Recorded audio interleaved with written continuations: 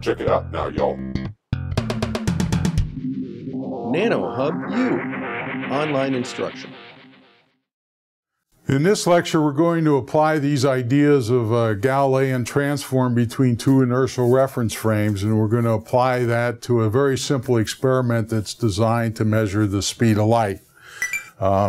Now, you can ask yourself, why do I go through this discussion? It's going to take a few minutes to actually work through the situation and describe how the measurement's going to be made. The reason I do that is because in the next 2 weeks, we're going to find ourselves discussing this type of problem over and over again. So what I like to do is I like to try to set up this concept of a fixed frame, a moving frame. I like to discuss measurements in the fixed frame, compare the results to measurements in the moving frame. And I do that in a way to sort of introduce you to a lot of the ideas that we're going to see for the next couple weeks. So, what I like to do to begin with is I like to talk about how you might measure the speed of light in a fixed reference frame, right? And in particular, I want to measure the speed of light as the light moves from left to right and as the light moves from right to left. So I want to measure the speed of light in the two different directions. And I might ask the question, well, how do I do that? Well, one way to do it is to, let's say, have a flash bulb located at the coordinate origin of this frame, the stationary frame S, and I cause that flash bulb to go off. It emits a photon beam, and then I've got at some distance x1 from my coordinate origin, I've got a detector, right? And I measure the time it takes for that light beam to go from here to there, okay? Now, x1 is a hard number to measure, right, accurately with extreme precision, because x1 could be many, many meters away from our origin of frame S. And so what I like to do then is I like to move this detector through a precise distance, delta x1, right? And if I move it through a precise distance, delta x1, then maybe I can control delta x1 with, let's say, micrometer screws or micrometer drives that are very accurate. And when I move the detector through this precise displacement delta x1, I repeat the experiment. And when I repeat the experiment, what I should find is I should find that the time the light beam takes to strike the detector at its new position is the original time t1 plus an additional time delta t1. Right? And so now I measure that time difference between T1 and delta T1, and I know this displacement very accurately, that's delta X1. And so I can then write down some very simple equations, and I can then come up with an expression for the speed of light in this fixed reference frame. And that speed of light is going to be just the displacement delta X1 divided by the additional time delta T1. And that's a result that I don't think would cause any concern among you if you thought about it. It's a straightforward measurement. Okay, so that's for light going from left to right. What do I get if I send light from right to left? Well, I do the same type of an experiment, right? I go down. I have another flash bulb. I set off that flash bulb. I have a detector. The detector is located at a distance x2 from the position of the flash bulb, which in this diagram I label as x0, right? I measure the time t2 that it takes for the light to go from here to the initial position of the detector, which is located at this position x2. I then displace the detector by an amount delta x2. This displacement can be very accurate because I can use very fine micrometer drives to control it. I repeat the measurement, and now the light is going to strike the detector in its new position at a time shorter than originally, because the distance that the light has to travel has been reduced. And so I'm going to record a time of arrival of the light beam as T2 minus delta T2.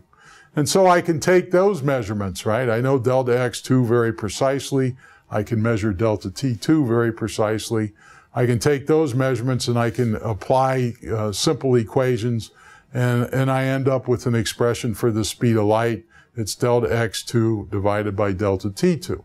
So, you know, if delta x2 happens to equal delta x1, then I would get clearly the same speed. In fact, independent of whether I make delta x2 equal to delta x1, the speed of light that I would get in this fixed reference frame would be the same. And so it doesn't matter whether the light is moving from left to right or right to left. And you say, well, of course not. That's what you would expect. Okay, so that's one scenario. The second scenario is a little bit more complicated, right? And I have to do two experiments.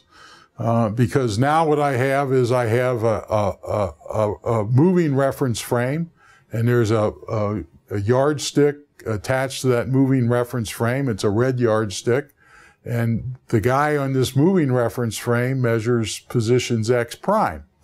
And so what he does is he actually measures the same experiment that happened that I just described in a frame S. He measures the results in frame S prime, right? Now, there are two times involved in this discussion, right? There's a transit time T1 that measures the time the light beam takes to go from the light bulb to the detector. And then there's also a time T, which measures the time interval that it takes for frame S prime to move beyond the synchronization time when the two coordinate origins are synced up. So you have to keep T1 and T separate, right? I give them different symbols. They measure different things. T1 is going to be very short because light goes very fast. T could be much longer. It could be on the order of seconds. It just depends on where these detectors are with respect to the frame S. Well, when you work through what this guy sees after the detector is displaced by a quantity delta x1, I work through the arithmetic here. What you find is, you find that the light speed that this guy measures is not c, it's a quantity c prime, and it's given by the velocity c that our fixed observer measured minus the velocity v sub f that the card is traveling as it whizzes by this stationary reference frame. Okay, so if you ask this guy what the speed of light is, he'll say, well, this is, of course, just the result from the Galilean transform, right? He would say it's c minus v sub f. If you ask this guy what the speed of light is, he would say it's c. And that's for the situation when the light beam is moving from left to right. So now let's ask the question, what happens when the light beam moves from right to left? So it's the same scenario, right? The exact same situation. We initially have the detector at position x2. We move the detector to position x2 plus delta x2, so it's been displaced. This guy measures the speed of light as c. This guy has to use the Galilean transforms to relate the measurements of position x prime in his frame with respect to the measurements of position x in the fixed frame. And when you do that, right, you follow through all the arithmetic, what you'll find is that now this guy here measures a velocity c prime, which is equal to c plus v sub f. So not only does he not get the same measurement for velocity of light that the stationary observer gets, he gets a different velocity depending on what direction the light is moving in, right? So very interesting result, but completely understandable based on the Galilean transforms. So I just summarize in this table the two experiments, right? The speed of light measured from the stationary frame is c in both cases. The speed of light measured from the moving reference frame, which is an inertial reference frame moving at a constant velocity v sub f, is different depending on whether the light is moving from left to right or right to left, right? And so you're forced to conclude from this experiment that the speed of light depends on the relative motion of one observer with respect to another. And of course, this is exactly what you would expect if you replace the light by a ball that's thrown through space, right? This is a common experience. If you're standing on the side of an expressway and a car comes moving down the expressway at, let's say 60 miles per hour, and you've got a guy standing who throws a ball out the window at 10 miles per hour, the person on the expressway is going to see a baseball coming at him at 70 miles per hour. It's going to be the sum of the two velocities. So that's exactly what this experiment shows for light. But there's a problem, right? There's a problem. And the problem goes back to Maxwell's equations, right? So Maxwell wrote down 4 equations to describe how electric and magnetic fields propagate, or what the behavior of electric and magnetic fields are, right? And perhaps you've studied Maxwell's equations in the vector form. Perhaps you've studied Maxwell's equations in the integral form. They're equivalent to one another. The key point is that you can take these 4 equations, and by doing various mathematical manipulations, you can end up for equations that describe how the electric and magnetic fields change in free space. These equations happen to have the exact same form of the wave equation that we discussed way back in the 2nd week of the semester. And the form of the wave equation tells you that this coefficient out here is going to tell you something about the velocity of these electric and magnetic fields, right? And so from Maxwell's results in 1860, right, Maxwell was able to predict the speed of light as 1 over the square root of epsilon naught mu naught. Epsilon naught and mu naught are just 2 fundamental constants of proportionality that show up in his 4 equations. The trouble is there's no mention of, this is a constant number. I mean, epsilon naught is a constant of nature. Mu naught is a constant of nature. And he predicts just 1 value for the speed of light. There's no possibility, right, that the speed of light can be altered based on Maxwell's equations, right? So there's just 1 speed, and the question is, well, how does that correlate with the fact that the previous observer got different speeds depending on his relative motion to the light beam, right? Because in the previous slide we saw that the velocity of light changed depending on the motion of the observer. Maxwell is saying, no, just 1 value for the speed of light, it's constant, you know, and how do you reconcile those 2 very simple results? Well, what scientists believed in the late 1800s was they believed that this prediction measured the velocity of light in some special frame of reference, right? And this special frame of reference became an important issue. Right? It became very, very critical to measure what that special frame of reference was.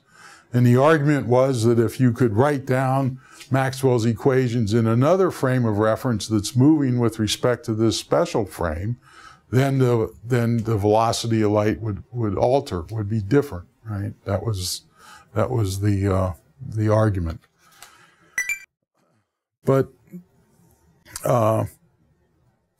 there's a serious problem here, right? It probably isn't obvious. It certainly wasn't obvious to me the first time I heard about this. But if the speed of light should depend on the reference frame, and yet Maxwell's equations predict a constant speed of light, then all of a sudden you can imagine devising experiments using the things that Maxwell's equations describe. And what does Maxwell's equations describe? He describes magnets, currents, charges, and how they generate electric and magnetic fields. So you ought to be able to do an experiment using just magnets, currents, and charges that will tell whether you're in a stationary reference frame or whether you're in a reference frame that's moving at a constant velocity.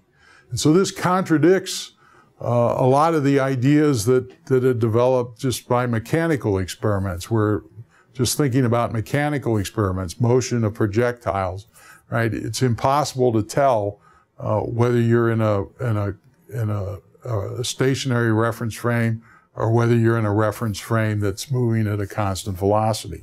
So I like to just illustrate this point because it's kind of interesting, right?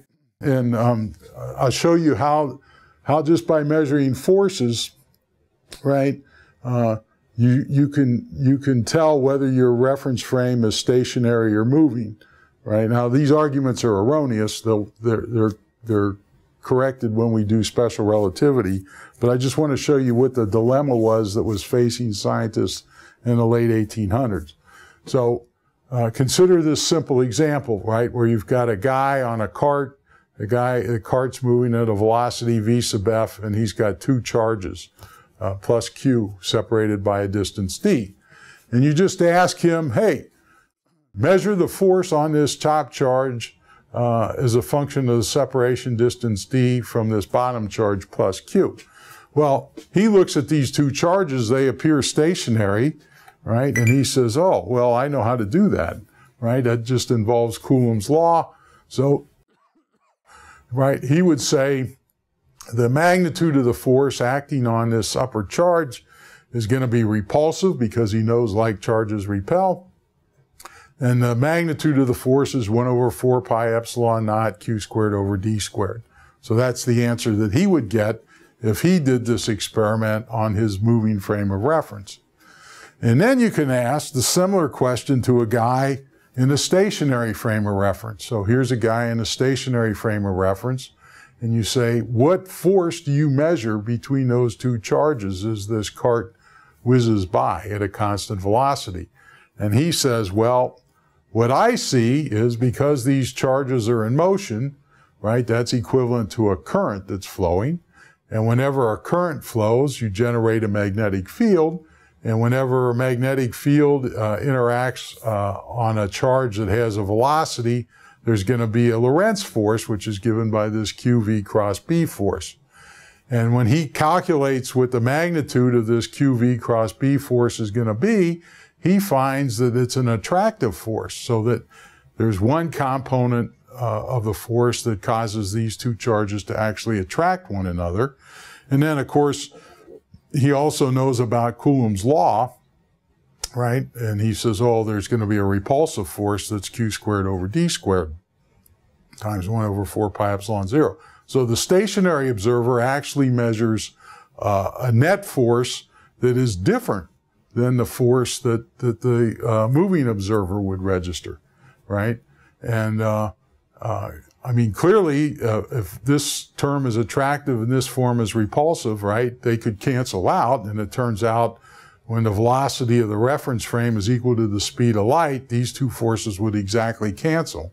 And so you've got this interesting situation where you can actually, in principle, figure out what the velocity of the reference frame is just by measuring forces on two charged objects, okay? And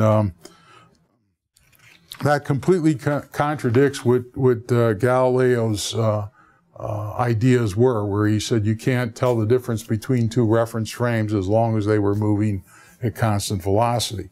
So there's a major contradiction here, and this really bothered people because it seemed like the laws of electricity and magnetism somehow were different than the laws of mechanics that were governed by Newton's laws. And this sort of set the stage for the 1880s, right? When a lot of these experiments were performed to try to reconcile these problems. So how do you reconcile this issue? Well, this idea of the ether was invented to resolve the problem, and it's an interesting idea. It turns out to be completely bogus. But the argument goes as follows. It says light is a wave, and all waves travel through a medium, right? So water waves travel through water, sound waves travel through air, so light waves have to travel through some medium. And the medium that was invented to describe how light waves move is given this name luminiferous ether, right? And people started to talk about light traveling through the ether. You can ask, well, what are the physical properties of this thing called the ether? And then you have to tap dance rather quickly, because the ether is transparent, must have no mass, it fills all the space, it really must be hard to detect because no one has ever seen it. And so then the question is, well, can you do an experiment to start to probe the properties of this thing called the ether, which light travels through? And that was the motivation for a lot of, well, for a very important experiment that was done in the late 1880s, okay? The argument is that Maxwell's calculation for the speed of light somehow must be relative to this stationary ether, and this stationary ether must be a privileged reference frame in which Maxwell's equations are valid.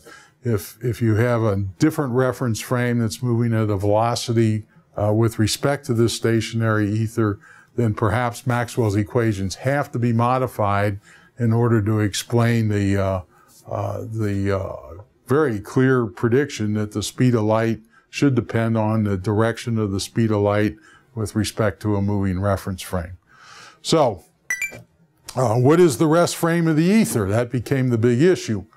And a lot of discussion tended to be, looking back, it was a philosophical discussion, because you could say, well, the rest frame of the ether cannot be the Earth, because we know in 1880 we knew the Earth moved around the sun. Maybe the ether is fixed with respect to the sun, or maybe the ether is fixed with respect to the center of the galaxy, or, right? You could just imagine the points of discussion that were raised. And, you know, serious scientists stepped forward and said, well, what we have to do is we have to test what the rest frame of the ether is. We have to develop an experiment that can carefully measure the speed of light on Earth as the Earth, let's say, moves through space. So as the Earth orbits the sun, let's try to measure the speed of light with respect to the motion of the Earth around the sun. And maybe, by doing those experiments, we can finally settle on what the rest frame of this ether really is. So that's the premise that sets up the Michelson-Morley experiment. The Michelson-Morley experiment is what we're going to discuss in the next lecture. And it turns out historically it was the key experiment that launched this special theory of relativity that Einstein developed. So if you come back and listen to the next lecture, I'll try to give you some understanding of Michelson-Morley experiment and show you the rather amazing results it found. So we'll see you when you have time to listen to that next lecture.